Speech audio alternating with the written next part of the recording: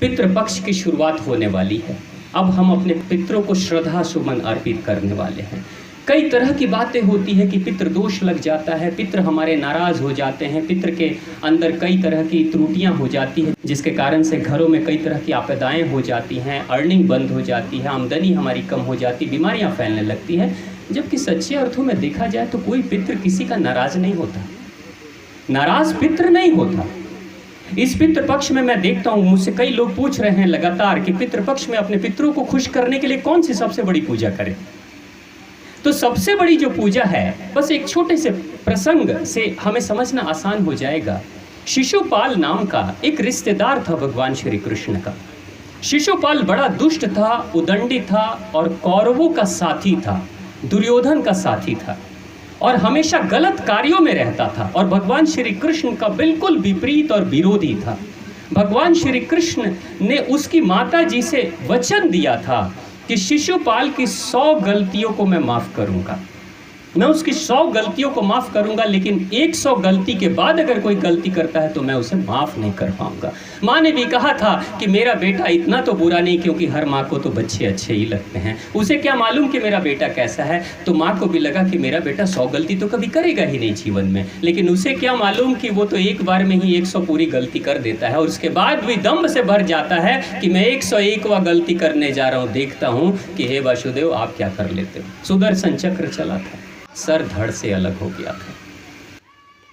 अब जरा सोचिए, सुदर्शन चक्र जो काटता है उसका नाम इतना सुंदर क्यों है? सुदर्शन, उसमें अच्छा दर्शन क्या है और सुंदर दर्शन क्या है?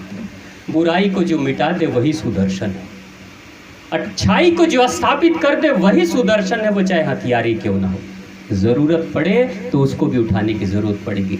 शिशुपाल का सर धड़ से जब अलग हुआ था, एक झटके में शिशुपाल कि आत्मा वहीं पे थी, ऐसा लगा, वर्णन है इसका कि शिशुपाल अपने आप को ऐसा महसूस करता है कि जैसे बहुत बड़े बोझ से वो मुक्त हो गया हो। ऐसा लगा जैसे कि शिशुपाल बिल्कुल हल्का हो गया हो, ऐसा लगा जैसे हवाओं में शिशुपाल उड़ रहा है, उसकी आत्मा उड़ रही है। और कथा ये भी कहती है कि भगवान श्री कृष्ण ने अपने परम धाम में ही उसे भेजा था, शिशुपाल को, उसको मुक्ति भी दी थी। अब यहाँ प्रश्न ये होता है कि शिशुपाल के साथ आखिर ऐसा क्या हुआ कि मरते ही, सर के धड़ से अलग होते ही शिशुपाल इतना हल्का क्यों हो गया? क्योंकि जब तक ये शरीर रहता है तब तक इंद्रिय लोक रहता है, और जब तक इंद्रिय लोक है तब तक इसी इंद्रिय से सारे पाप कर्म होते हैं। सारी बुराइयां इंसान जो करता है वो सिर्फ इसी इंद्रिय लोक के कारण से। जैसे ही इंद्रिय लोक मिटा, जैसे ही ये मन मिटा, वैसे ही आत्मा तो प्योरेस्ट फॉर्म में है, तो ओरिजिनल फॉर्म में है। आत्मा से प्योर तो कुछ है भी नहीं। शिशुपाल अपने आप को तुरंत से हल्का महसूस करने लगता है। अब हमारे जो पितृ हैं, जो पितृ इस शरीर में नहीं हैं, उनमें बुराई नहीं है, क्योंकि शरीर तो पहले ही छोड़ चुके हैं। अगर उन्होंने जन्म नहीं लिया होगा तो वो आत्मा के फॉर्म में हैं, प्योरेस्ट फॉर्म में हैं। अब प्योरेस्ट फॉर्म में जो होता है वो क्या उम्मीद करता है अपने बच्चों से? बच्चों से यही उम्मीद करता है कि जिस शरीर, जिस मन के कारण से तुम गलतियां कर रहे हो, छोड़ दो, क्योंकि हमें दुख पहुंच रहा है। यानी अगर अपने पितरों को प्रसन्न करना है तो सबसे आसान तरीका यही है, जो उनके मन में था, जो उनके विचार में था, जो उनके सिद्धांत में था, उसका पालन आप करना शुरू कर दो। बिना किसी पूजा के भी पितृ हमारे प्रसन्न हो जाएंगे, उनका आशीर्वाद बरसना शुरू हो जाएगा।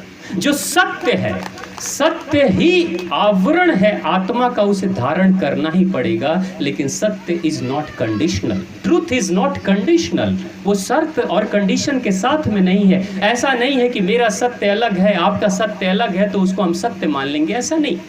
जैसे मैं देखता हूँ दहेज प्रथा का विरोध करने वाले बहुत लोग कहते हैं दहेज प्रथा गलत है, हट जाना चाहिए, मिट जाना चाहिए, खत्म हो जाना चाहिए। लेकिन जो विरोध करते हैं, बेटी की शादी के समय विरोध करते हैं, बेटे के समय बड़ा खुश हो जाते हैं।